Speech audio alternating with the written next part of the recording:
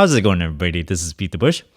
Today, I'm going to talk about how you can hoard less stuff. I personally am not that big of a minimalist, but I do try to reduce the stuff that I have. In this effort, it's kind of like an ongoing task where whenever I identify something, I list it on eBay and I try to get rid of my junk. Today, I want to share the mentality that you need to have in order to let go of some of the stuff that you tend to hoard. Specifically, I want to go over some examples where I had to make some very hard decisions and the thinking that allowed me to get rid of those things. The first and very easy thing to do where you don't actually have to get rid of anything is to look through all your stuff and group them in like items together. So if you have a lot of pencils, put them all together and then you'll realize that, wow, you have a lot of pencils or a lot of stuffed animals or a lot of whatever item it is. When you group them together, you kind of organize things and you would realize, wow, this is really a lot of the same item that you have. Sometimes you have duplicates.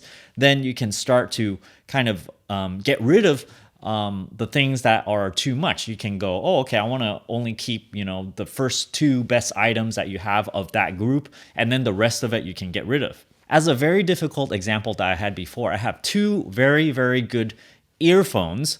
These are the stick in your ear kind. They are very, very high quality. One of them is the 55510s. The second one is the UE900s. Both are very, very expensive headphones, and the 900s are a bit newer. They have quad drivers, whereas the 55510s has 3 drivers. These are high-end earbuds. The thinking that went through my mind was I actually liked the sound of the first pair, which is cheaper.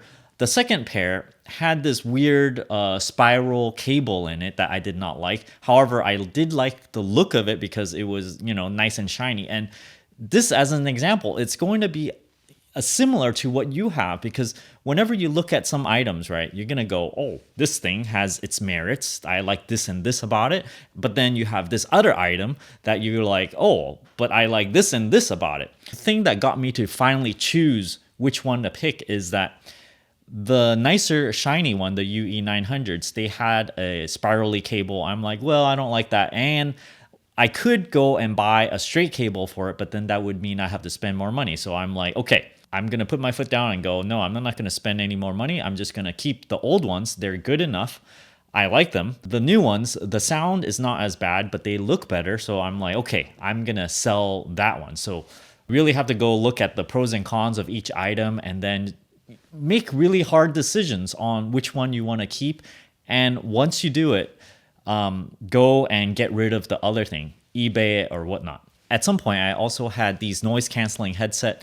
I don't have that many pair of them, but then I have this Dr. Dre The Beats a while ago that I carry around usually whenever I travel because I like the noise canceling aspect of it. However, I have other headphones that's not noise canceling, but they are Bluetooth. I have way too many headphones. Just right here, I still have another pair over here. So they are a little bit different. One is noise canceling, another pair, it's wireless. I still have way too many pairs. But I finally decided I don't want the Dr. Dre headset anymore because, well, they are sort of outdated. I also don't like the noise canceling aspect of it because it's not a perfect noise cancellation. There's a little bit of noise in it. Also, the sound quality is really bassy. It's not a reference type thing. So there's a lot of cons to this and I'm ready to get rid of it. But whenever I try to sell it, it can only go for a very low price. The idea here is, yes, it used to be valued very high, but now I think it was like $60, but you got to get rid of stuff. And yes, it's hard to let go of something when you have to sell it at a very, very great discount. However, at the end of the day, I got rid of it and I'm actually really glad that this happened. It was a hard decision. However, I have one less of these bulky things laying around and I'm actually happier. Even though I didn't get that much money for it, I have one less thing to worry about now. So just remember, when you're letting go of something, even though you're getting a little bit less of it, you're still getting the market price of these things. If you have multiple items, it's probably better that you let go of, some of the superfluous ones, something that you don't really need. You just have too many of those units. And for me, just think about how much more free you'll be after you get rid of this item. Same thing for an iPad. I don't have multiple iPads. I do have other tablets. However, this iPad I just never ever touch anymore, therefore I sold it. The hard part for me here is looking at the market price of this thing being only $150. It used to be a lot more. And the thing that allowed me to get rid of this iPad is to realize that I most likely will not use it in the future. I have a really good feeling that I won't be using it, but then the thing that keeps me from selling it is because it's only valued at $150, so I'm taking a really great loss. The thing that gets me to actually let it go is to realize that if I keep it any longer, it's just going to depreciate to zero. So I better get rid of it now and reap the residual amount of value out of it before it goes to zero. So that is one of the motivations that you can use. Now, the last and final very good way to help you get rid of stuff is when you have a lot of things around, most of the time, if you're hoarding it, it's more of a what if situation. You keep something because you go, oh, what if I need it for so and so? And yes, at some point in the future, sometimes you might have like one big box of whatever items it is, and you go, okay, yeah, I have that because I hoarded, 100 items, and somehow you're able to pick one item out that you hoarded a long time ago, and you're able to use it. Therefore, you don't have to buy it anymore. The idea here is you cannot hoard these 100 items, sell it on eBay. You can get a lot of cash back, okay? Put this cash stash in your bank account.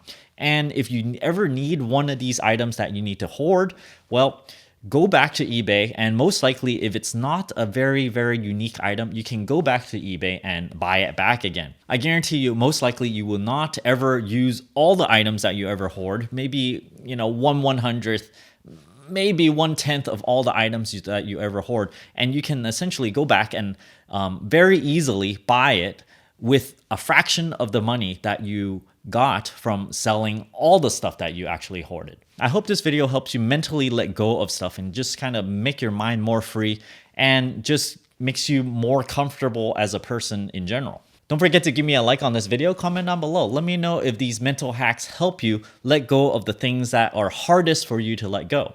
If you're interested in supporting this channel, don't forget to check out my Audible link down in the video description below, where you can get a free audiobook. And if you don't like this audiobook, you can cancel it before the subscription expires. You can still keep the audiobook for a lifetime, basically, and you can still help benefit this channel. You can also help support this channel directly through my Patreon link over here, where I give various perks at various contribution levels. And as always, don't forget to subscribe to my channel over here and click that bell icon next to the subscribe button so that you get a notification whenever I upload a brand new video. Thanks for watching.